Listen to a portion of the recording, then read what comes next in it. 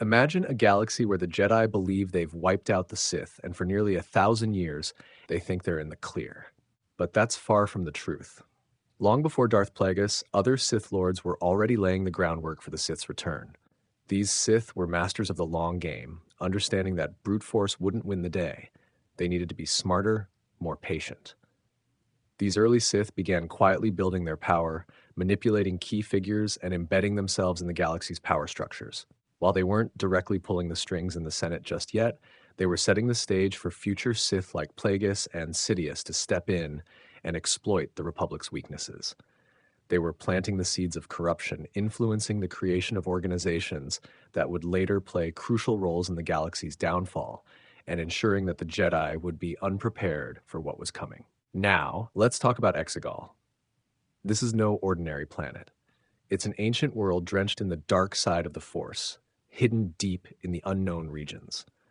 Imagine a place where the sky is constantly stormy, the ground is cracked and lifeless, and the air itself feels thick with evil. This is where the Sith hid some of their most dangerous secrets, like ancient weapons and holocrons filled with forbidden knowledge. In The Acolyte, characters start hunting for these relics, not realizing they're playing with fire.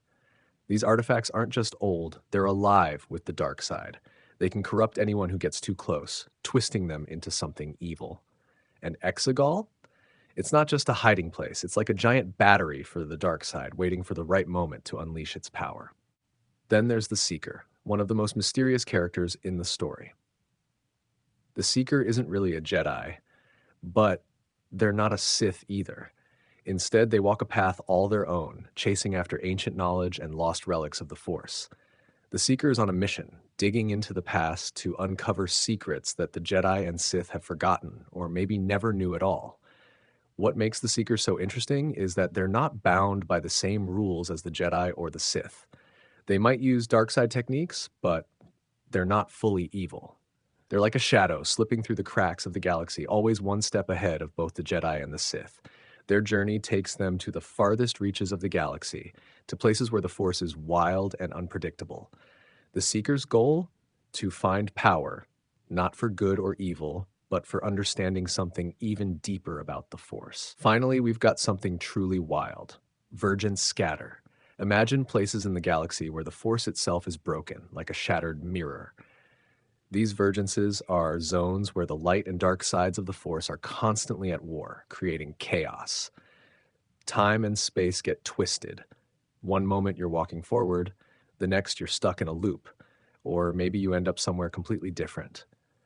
The Sith are all over this. They've started finding these vergences and are trying to tap into their power. They're using these chaotic zones to fuel dark rituals, hide their forces, or even create new weapons. The Jedi don't even know about these places, and when they do stumble upon one, they're usually too late to stop the Sith from getting what they want. These vergences aren't just places, they're warnings. They're signs that the balance of the Force is tipping, that something dark is coming and no one is ready for it.